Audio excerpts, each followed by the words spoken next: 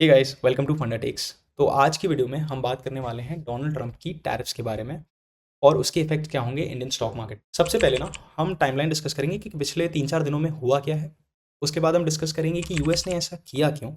और फाइनली हम डिस्कस करेंगे कि Indian economy, Indian companies, Indian stock markets पे इस नए रेगुलेशन का क्या इफेक्ट हो। तो चलिए गाइस, लेट्स गेट स्टार्टेड। सबसे पहले डिस्कस करते हैं कि अप्रैल के इन 5 दिनों में हुआ क्या है। तो डोनाल्ड ट्रंप ने 2 अप्रैल को एक प्रेस कॉन्फ्रेंस में एक स्लाइड शेयर करी जिसमें उन्होंने अनाउंस करा कि वो हर देश के इंपोर्ट्स पर टैरिफ्स लगा रहे हैं। हर देश पे डिफरेंट रेट पे टैरिफ लगी डिपेंडिंग ऑन यूएस और उस कंट्री के बीच में कितना ट्रेड डेफिसिट है। इस प्रोसेस में इंडिया पे 26% टैरिफ लगी। इस न्यूज़ के बाद US stock market tanked badly, क्योंकि बहुत सारी यूएस कंपनीज हैं लाइक एप्पल एंड नाइकी जो अपने प्रोडक्ट्स दूसरे देशों में मैन्युफैक्चर करती हैं और यूएसए में इंपोर्ट करके बेचती हैं। तो अब क्या हुआ, या तो उनके मार्जिन्स कम होंगे, वो सारा प्रेशर खुद अब्जॉर्ब करे टैरिफ्स का, या तो वो अपने प्रोडक्ट्स का प्राइस बढ़ाएंगे और उनके सेल्स कम होंगे। तो ये तो हुआ 2 अप्रैल को। 3 अप्रैल को क्या हुआ, जो इनिशियल टैरिफ्स लगाई थी ना यूएस में, उसमें फार्मा वॉज एक्सक्लूडेड। तो फोर्थ अप्रैल को डोनाल्ड ट्रंप बोलते हैं कि वो फार्मा पे भी टैरिफ लगाएंगे at levels never seen before. तो उसके बाद इंडिया में तो जब 2 अप्रैल को टैरिफ्स नहीं लगी थी फार्मा पे, तो pharma Nifty pharma went up, and जब फोर्थ को लग गई तो निफ्टी फार्मा वेंट डाउन। तो ये अब ये सब हो गया यूएस की तरफ से, तो यूएस ने अपना मूव कर दिया। अब दुनिया का कुछ रिएक्शन आया होगा। तो चाइना और ईयू का रिएक्शन तो एक्सपेक्टेड था। ईयू ने बोला कि वी स्ट्रांगली कंडेम दिस, हम रिटालिएटरी टैरिफ्स लगाएंगे मिड अप्रैल तक। और चाइना ने बोला हम तुरंत टैरिफ लगा रहे हैं, अप्रैल 10 से इफेक्टिव होगी, हम 34% टैरिफ लगा रहे हैं on all imports from the US. China और ईयू का रिएक्शन, बट हर country can't afford to take on USA like this. तो वियतनाम ने 4 अप्रैल को वियतनाम के फॉरेन मिनिस्टर बोला कि वो टैरिफ न्यूज़ से तो बहुत डिसअपॉइंटेड है, but they are working with the US government, they are engaging with them to reduce tariffs on American goods in Vietnam, and it also urge the US government to reduce tariffs on Vietnamese goods. तो मतलब Vietnam ने बोला कि हम America पे tariff कम करेंगे या America हम पे टैरिफ कम करेगा, हम लोग कुछ डील कर लेंगे।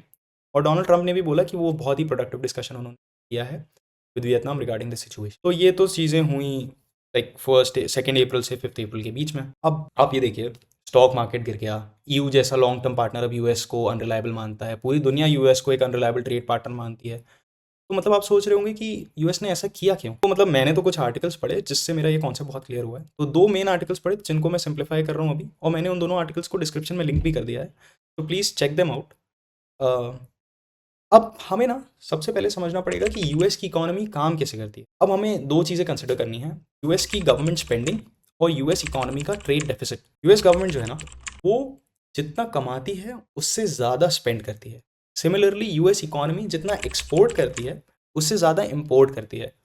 मतलब नेट नेट जो यूएस डॉलर्स है ना, वो यूएस से बाहर जाता। अब हमें इसको ध्यान से समझते हैं। अगर US government is spending more than it is earning, तो where is that excess money coming from, वो एक्स्ट्रा पैसा कहाँ से आ रहा है।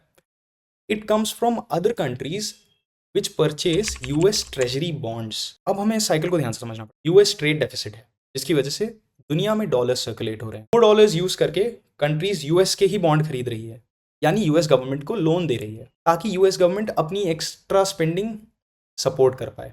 मतलब अगर ट्रेड डेफिसिट नहीं होता तो दूसरी कंट्रीज पे एक्स्ट्रा डॉलर्स नहीं होते और वो कंट्रीज यूएस के बॉन्ड्स खरीद नहीं पाती और यूएस गवर्नमेंट अपनी एक्सेस स्पेंडिंग कंटिन्यू नहीं कर पाती। इसका मतलब जो करंट सेटअप है ना, उसमें जो ट्रेड डेफिसिट है, इट इज़ बाय डिज़ाइन, ताकि दुनिया में डॉलर सर्कुलेट हो और वो डॉलर्स वापस यूएस को मिले इन टर्म्स ऑफ लोन, और गवर्नमेंट अपनी स्पेंडिंग करनी होगा। तो इस साइकिल में आपको कुछ प्रॉब्लम समझ आ रही है। तब क्या होता है जब यूएस गवर्नमेंट को अपना डेट रीपे करने का टाइम आता है, तो वो कुछ नहीं करते, वो एक लोन भरने के लिए दूसरा लोन ले लेते हैं, और फैंसी टर्म इस चीज़ के लिए कि वो अपना डेट है कि फाइनेंस कर देते हैं। इसके लिए करंट लोन चुकाने के लिए और लोन लिया, और ये साइकिल चलता जाता है, चलता जाता है, चलता जाता है, और ये साइकिल 1980 से चलता हुआ आ रहा है। और आज की डेट में the amount of debt that the US government owes is standing at $36 trillion, is like at least 10 times India's economy, is for reference.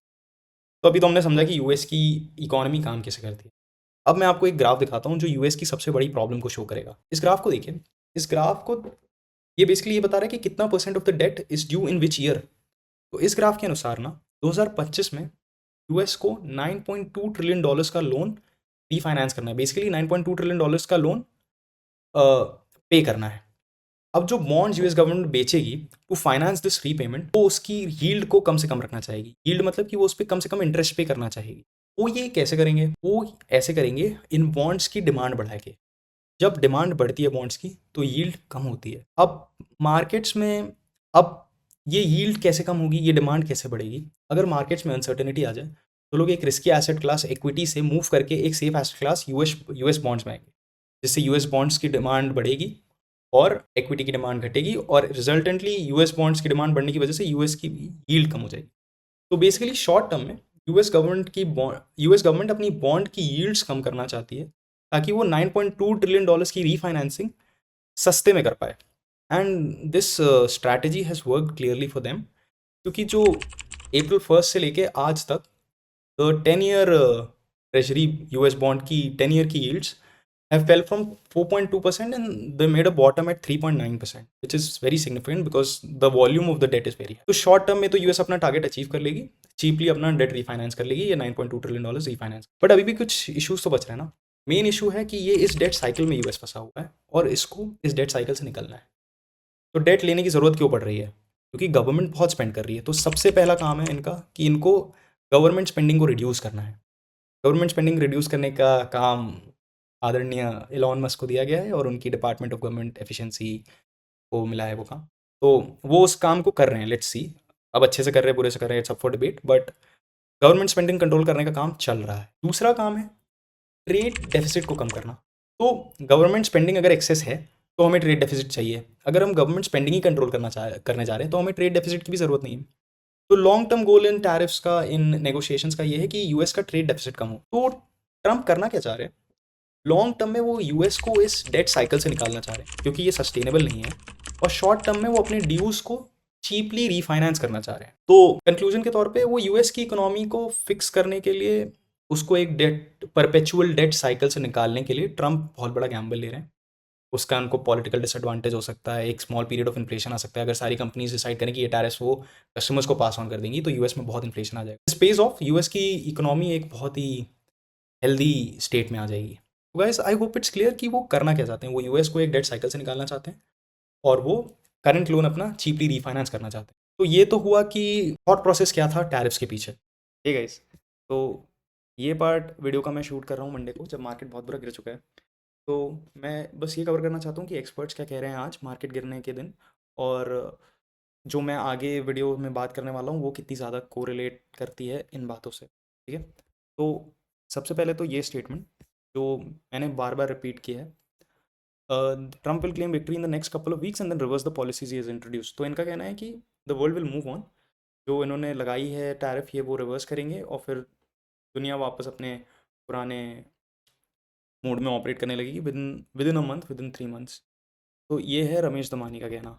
ठीक है, इसके बाद मैं कुछ यूट्यूब वीडियोस देख रहा था फ्रॉम NDTV प्रॉफिट, तो उनको देख लो।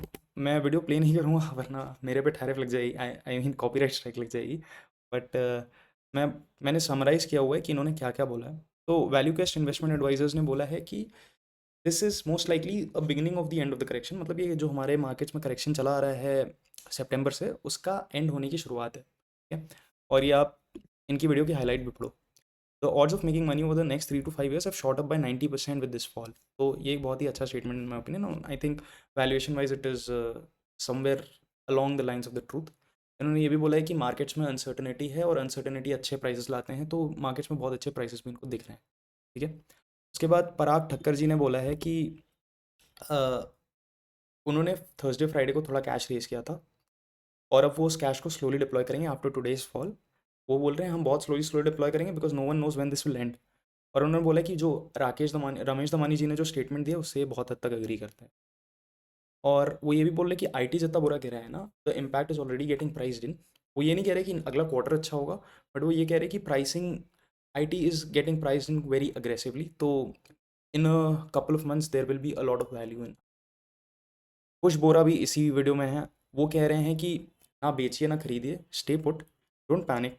और वो पॉजिटिव हैं फाइनेंशियल्स पे, यानी कि प्राइवेट बैंक्स और लेंडर्स NBFCs वगैरह पे।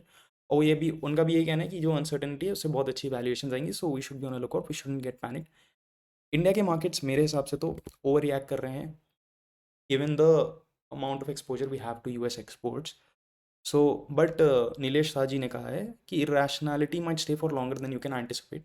तो लेवरेज मत हुई है, मतलब आप लॉन्ग पोजीशंस लोन लेके मत लीजिएगा या बहुत ज़्यादा पैसा मत लगाइए अपना। ठीक है, उन्होंने बोला है कि great depression is very unlikely, मतलब ऐसा कुछ डिप्रेशन आ जाए क्योंकि दुनिया का वर्ल्ड ऑर्डर बदल रहा है, तो इट्स वेरी अनलाइकली। उन्होंने बोला है कि domestic sectors are good to invest.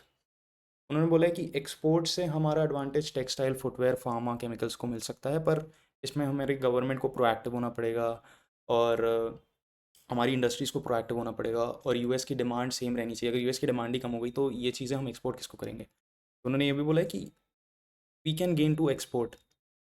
और स्टील सीमेंट में उन्होंने बोला है कि चाइना से अगर यूएस इंपोर्ट करना बंद कर देता है तो जो चाइना में एक्सेस कैपेसिटी है उससे सप्लाई बढ़ जाएगी, और सप्लाई बढ़ी तो चाइना उसको डंप करने लगेगा दुनिया में, तो उससे मार्जिन्स पे इम्पैक्ट आ सकता है। तो इंडियन गवर्नमेंट को बहुत ज़्यादा प्रोएक्टिवली इस केस में भी चाइना पे टैरिफ्स लगानी पड़ेंगी कि वो स्टील और स्टील ना डंप कर सकें। सीमेंट तो इंपोर्ट एक्सपोर्ट होता नहीं है, बट स्टील ज़्यादा इंपोर्ट ना कर पाए। तो गाइस, इस मार्केट फॉल का प्रोस का तो ये रिएक्शन था। तो मैं बस समराइज़ करना चाहता था कि आगे जो मैं बोलने वाला हूँ वो आपको लगेगा उसमें और जो आज मार्केट में हुआ इसमें बहुत अंतर है, but this is a good opportunity in my eyes, क्योंकि valuations at a lot of place are making a lot of sense to invest right now. ठीक है गाइस, तो आगे की वीडियो कंटिन्यू करते हैं। Stay invested, stay interested. Thank you.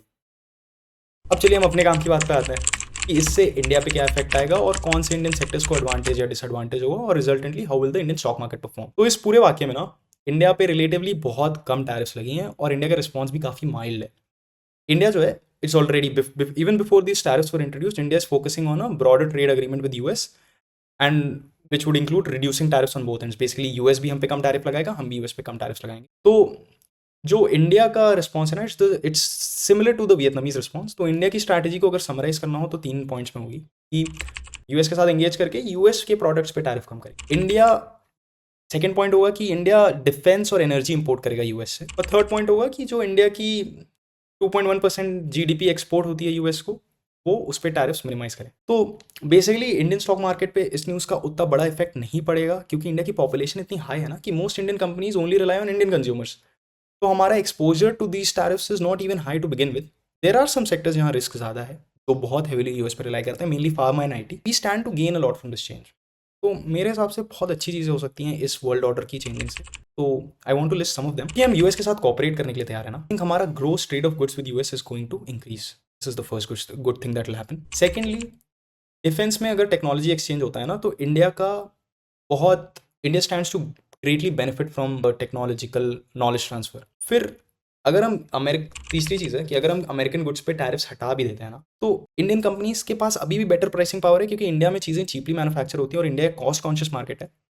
तो tariff हटा के अमेरिकन कंपटीशन इंडिया में आएगा तो भी बहुत इफेक्ट हमारे इंडियन प्लेयर्स पे नहीं पड़ेगा, क्योंकि प्राइसेस हमारे बहुत चीपर हैं कंपेयर टू। इंडिया जो है एक नेट इंपोर्टर है एनर्जी का, और importing from US would just increase India's energy diversification. अभी हम मेनली ओपेक और रशिया से इंपोर्ट करते हैं, हम यूएस से भी इंपोर्ट करेंगे। इधर एक रिस्क है कि हमारे डॉलर्स कम होंगे क्योंकि हमारा ट्रेड डेफिसिट बढ़ेगा, वो रिस्क है, बट उसको हम मैनेज करेंगे। अगर हमारी ओवरऑल वॉल्यूम्स बढ़ रही हैं तो हम उसको मैनेज कर लेंगे और हमारी एनर्जी डाइवर्सिफिकेशन भी हो जाएगी। और Indian semiconductor industry still in a very nascent stage, but semiconductors were also exempted from these tariffs. और अगर अमेरिका का इन्वेस्टमेंट और नॉलेज ट्रांसफर सेमीकंडक्टर इंडस्ट्री में भी आता है तो we can also greatly benefit from that. ठीक है, तो ये तो बहुत ही हाई लेवल पॉइंट्स हुए कि क्या अच्छा है, क्या what can India gain from this. तो अब एक सेक्टर बाय सेक्टर ओवरव्यू लेते हैं और फिर हम इस वीडियो को रैप करते हैं। तो सबसे पहले हम फार्मा की बात करते हैं, क्योंकि फार्मा का मूव सबसे ज़्यादा वोलेटाइल था, एक दिन अप दूसरे दिन डाउन। तो पहले तो pharma was excluded from the tariffs, फिर उन्होंने बोला कि अनप्रेसिडेंटेड टैरिफ्स लगाएंगे। तो अब दो चीज़ें हैं कि क्योंकि India is ready to cooperate, पहली चीज़, तो these tariffs are most likely just threats जो कि लेवी नहीं होंगी। और अगर लेवी होती भी है ना तो it's not a big deal, क्योंकि इंडिया जो है यूएस को 47% जेनरिक मेडिसिन सप्लाई करती है। मतलब यूएस में जितनी भी जेनरिक मेडिसिन चल रही हैं उसका ऑलमोस्ट 50% इंडिया से जाता है। और जेनरिक दवाइयों का जो कॉस्ट होता है ना, it's only like $10 for 3 months. सब लाइक मतलब जैसे किसी को सब प्रिस्क्राइब हुई ना अगर जेनरिक दवा, it will only cost $10 for a 3 month supply. तो $25 भी, 25% भी अगर बढ़ गया तो ये हो जाएगा $12.5, which is not a big deal. तो मुझे लगता है कि pharma sector is not at risk of losing any business और शेडिंग एनी मार्जिन्स, क्योंकि जो मार्जिन्स यूएस कंपनीज एंजॉय करती हैं हमारी सप्लाइड मटेरियल्स पे, वो ऑलरेडी बहुत ज़्यादा हैं, तो वो बहुत ईजिली इन टैरिफ्स को अब्जॉर्ब कर लेती हैं, even if they are levied. First of all most likely they won't be levied, but even if they are levied margins पे उतना इम्पैक्ट नहीं है। मेरे हिसाब से तो pharma sector is not at a risk of losing business और shedding any margins. और निफ्टी फार्मा जो है ना वो अभी 31.2 के पी पे है और उसका हिस्टोरिकल एवरेज 37 है, तो इट्स मॉडरेटली अंडर वैल्यूड। यहाँ पे हमें अगले बुल रन के विनर्स मिल सकते हैं। हमें स्पेशली देखना चाहिए उन फार्मा कंपनीज पे जो सीडीएमओ में ऑपरेट करती है। सीडीएमओ क्या होता है? जैसे आईटी सर्विसेज होती है ना, बिजनेस बोलते हैं हम अपना बिजनेस संभालते हैं, तुम हमारी वेबसाइट बना दो। सिमिलरली फार्मा कंपनीज ऐसी आ रही हैं सीडीएमओ में जो बोलती हैं कि तुम्हारी दवाई डेवलप करो, तुम हमारी दवाई बनाओ, हम अपना बिजनेस संभालते हैं। पता नहीं फार्मा कंपनीज का बिजनेस क्या है other than making the drugs, मतलब पर they handle the sell side. और CDMO basically contract design and manufacturing and operations जो भी होता है, so they are ready to they manufacture the drugs. So I think इस सेक्टर में हमें बहुत विनर्स मिलेंगे, हमें इस सेक्टर पे डीप डाइव करने की बहुत ज़्यादा। Now let's go to IT stocks बहुत बुरा गिरे थे जिस दिन ट्रम्प के अनाउंसमेंट। वो इसलिए नहीं गिरे थे क्योंकि टैरिफ इंपोज की गई थी आईटी सर्विसेज पे, पर इसलिए गिरे थे क्योंकि there was a fear of recession and economic slow down in the US. और इंडियन आईटी का बहुत सारा रेवेन्यू यूएस से ही आता है, तो अगर वहाँ स्लो डाउन होता है तो इनको प्रोजेक्ट्स कम मिलेंगे। तो अभी तो जैसे IT is going through a lot, AI की अनसर्टेनिटी, इंडियन मार्केट्स में खुद भी करेक्शन चल रहा है और ये भी एक अनसर्टेनिटी आ गई। तो Indian like Nifty IT has fallen very badly. अभी भी वो अपने हिस्टोरिकल पी से प्रीमियम पे कोट कर रहा है, तो I won't be diving into Nifty IT right now, but I can see some high growing companies available at a price to earnings growth of less than 0.5. So I think we should be on lookout for good valuation companies in wait करेंगे क्योंकि बहुत सारे variables है ना, NIFT मतलब AI भी है, अपना टैरिफ्स भी हैं, अपना मार्केट ऑलरेडी खुद गिर रहा है, तो मतलब बहुत सारे वेरिएबल्स हैं, तो थोड़ा एक क्वार्टर 2 क्वार्टर वेट करते हैं। But you should look for companies in IT which you want to buy. अब डिफेंस की बात करते हैं, ठीक है। Next is defence. Defence sector तो मुझे अभी भी ओवर वैल्यूड लगता है। इस मार्केट में काफ़ी तगड़ा कमबैक किया डिफेंस ने, लाइक लास्ट एक महीने में 16-17% रिटर्न था निफ्टी इंडिया डिफेंस इंडेक्स का। बट अभी भी ना उस इंडेक्स का पी लाइक 40 है, तो वैल्यूएशन वाइज तो already like investing here doesn't make sense.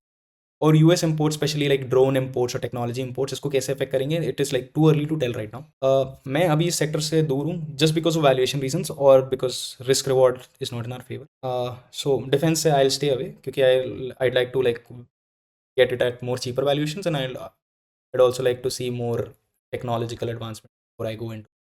I'm not saying it's a bad sector, but it's not a sector where you should be making fresh position. This is just my personal opinion. Auto की बात करते हैं हम। अगर US auto makers India आ भी जाते हैं ना, तो आई डोंट थिंक वो प्राइसेस पे इंडियन ऑटो मेकर्स से कम्पीट कर पाएंगे क्योंकि इंडिया कॉस्ट कॉन्शियस मार्केट। और जो यूएस और जो इंडिया ऑटो पार्ट्स एक्सपोर्ट करता है वो $2.2 बिलियन, वो उन पे अगर टैरिफ्स नहीं हटी तो उन कंपनीज के मार्जिन पे इम्पैक्ट आ सकता है। But I am very positive that India and US are working something out, तो वो टैरिफ्स तो नहीं ही लगेंगी। Really worry about the auto ancillary sector जो पार्ट सप्लाई करते हैं, और the finish goods sector also, like Eicher Motors, Mahindra and Mahindra, Tata Motors, इन सब के बारे में। मतलब इनको यूएस से तो कोई खतरा नहीं है, there might be other risk, but US import से कोई खतरा नहीं। तो ऑटो एंसिलरी जिनका यूएस एक्सपोजर ज़्यादा है उनमें इन्वेस्ट करने के पहले let's wait. I think in general auto ancillaries में इन्वेस्ट करने का it's not a very bad time. I see a lot of them available, really attractive valuations, but जिनका एक्सपोजर यूएस से ज़्यादा है उनमें अपन थोड़ा कॉशियसली इन्वेस्ट करें। चलो अब बात करते हैं एनर्जी सेक्टर के बारे में। एनर्जी में मेन स्ट्रेस उन कंपनीज के मार्जिन्स पे आएगा जो सोलर कंपोनेंट्स एक्सपोर्ट करते हैं। ये काफ़ी छोटा सेट है कंपनीज का, but it contains a lot of big names जिन्होंने काफ़ी अच्छा रनअप दिया है। तो you might want to look into that if you are holding them, you might want to make a decision whether they are over valued. No buy sell recommendation, but energy में आपको green energies की companies में cautiously invest करना है। It's my humble opinion. Sector is very good, it's a decadal theme, मतलब we are transitioning to green energy with every passing decade. Valuations are pretty stretch in my opinion, so I won't be looking to make fresh positions in energy, but you can take a look. तो guys इस video में ना हमने काफ़ी कुछ cover किया है related to tariffs business. Conclusion में ट्रम्प यूएस की एक्सपोर्ट्स को बढ़ाना चाहते हैं, टैरिफ्स को as a negotiation tactic use किया है, और आईएमओ इंडियन कंपनीज का इस पर बहुत ही ज़्यादा इफेक्ट नहीं पड़ेगा क्योंकि ये टैरिफ्स एक ब्लफ है to bring countries to the negotiation table. तो मेरे हिसाब से तो हमारे एक्सपोर्ट सेफ हैं, जो हम यूएस से इंपोर्ट करेंगे उससे ज़्यादा कॉम्पिटिशन नहीं आएगा क्योंकि यूएस के पास प्राइसिंग पावर नहीं है और वो इंडियन कंपनीज की वॉल्यूम्स पे ज़्यादा नहीं डाल पाएंगे। ओवरऑल ना गाइस एक काफ़ी इंटरेस्टिंग टाइम चल रहा है ग्लोबल इकोनॉमी। हमें इन अनसर्टनिटीज़ से घबराना नहीं है। इन अनसर्टनिटीज़ में हमारा इकलौता काम पता है क्या है? हमारा इकलौता काम है उन कंपनीज़ को ढूंढना जो अट्रैक्टिव वैल्यूएशंस पे हैं, जिनकी मैनेजमेंट अच्छी है, जिन पे हमें भरोसा है। अब जब हमने इन कंपनीज़ को ढूंढ लिया, इनको एक अट्रैक्टिव वैल्यूएशन पे खरीद लिया, तो जो अनसर्टेनिटी है ना उसको नेविगेट करने का काम कंपनी का है क्योंकि कंपनी को ज़्यादा मालूम है कि कैसे इन अनसर्टेनिटीज़ को नेविगेट। आपका काम है अपने काम पे फोकस करना, जो कि है अट्रैक्टिव वैल्यूएशंस पे अच्छी मैनेजमेंट में इन्वेस्ट करना। बाकी इसके आगे का काम उस कंपनी का है और आपको बस उस कंपनी पे भरोसा रखना है। तो चलिए let's end this video. As always like comment down any confusion you have, any feedback you have, clear out, or I'll try my best to clear it up for you. And thank you so much for bearing with me, and like see you in the next one.